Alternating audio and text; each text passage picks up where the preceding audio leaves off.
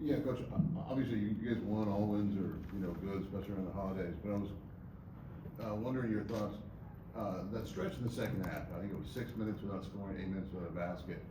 What are the things that you feel need to change to avoid that from happening against, good teams, Big Ten teams? Well, again, that's 2 games in a row that we've had stretches like that. And again, I don't know if guys are just kind of looking over their shoulders based on the Nebraska game. We didn't play bad in Nebraska. We just, that last 6 minute mark, couldn't make shots. And tonight, we started down that same road again, looking and not being sharp offensively. And, as the coach, I gotta get us over that hump. I gotta get them comfortable, knowing that you're gonna be in close games and you gotta make plays coming down the home stretch. Tom and Trevor.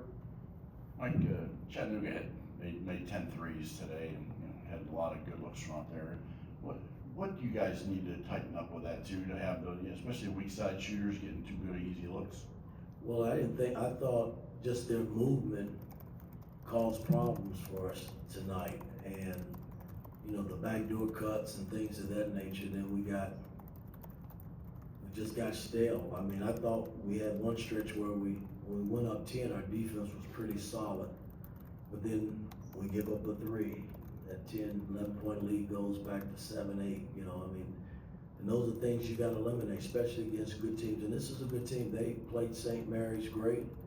After watching them on film against St. Mary's, and I knew that they were coming here ready to play. And I didn't think our starting unit was right tonight. I thought our bench played well and basically secured the game for us tonight.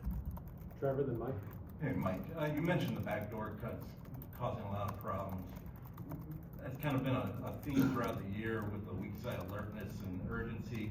What can you do to correct that, and what went wrong tonight? Well, we just got to keep working at it, man. I mean, this is something, we prepared all week for this team and worked on a lot of things, but I didn't see a lot of good things from my work that we put in this week, and that's kind of discouraging. But the bottom line is we got to keep working through it and keep pushing guys and get them better. That's my job to do that.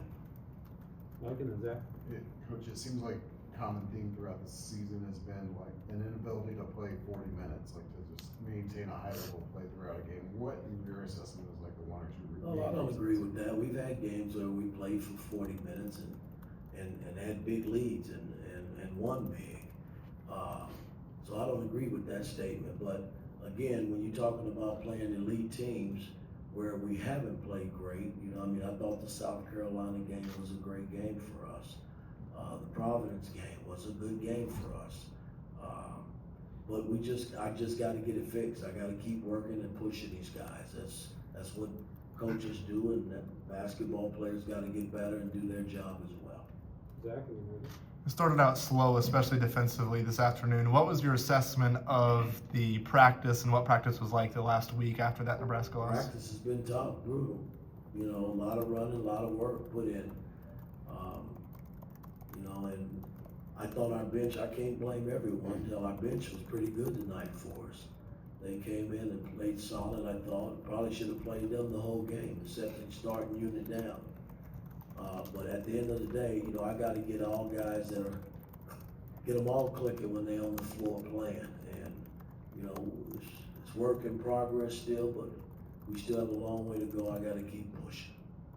Right here and then Josh. You stressed the importance of the season about assisting, and tonight with your 16 assists. How pleased were you with your ball movement or displays? Say that again? How pleased were you with your ball movement tonight with your 16 assists? Not good. I mean, we had 16 assists, but, at the end of the day, we could have had probably 26 assists because I just thought the next pass wasn't there. Guys were still trying to do it themselves, and I got to get us over that. Josh. Coach, it was another good defensive half in the second half for the most part. How do you get your team to start games with that same intensity that we see in the second half? Well, it's been a mystery. We've had games where we jumped on teams, and we've had games where we started slow. So I got to find an even ground somewhere where they come out and they start out well and sustain it. The bench comes in and sustain it. I mean, we've had games like that. I got to go back and find them. Kevin, then we'll wrap it down. Mike, we're a couple months into the season now, but do you feel like the progression has been there from this team, looking from the start of the season to where you guys are at right Well, now? again, I mean, when I go back to our practice game against Tennessee, we were very competitive, and I'm trying to get us there on a 40-minute basis every night they step out on the floor, and we're not there yet. Nowhere near it.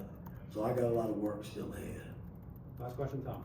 Mike, Christmas in a couple of days, what's the plans, between now and then, and, Well, guys have a few days off. We come back on the morning of the 26th, and we'll practice that evening of the 26th and get ready for our next opponent. And I'm wishing them all a Merry Christmas.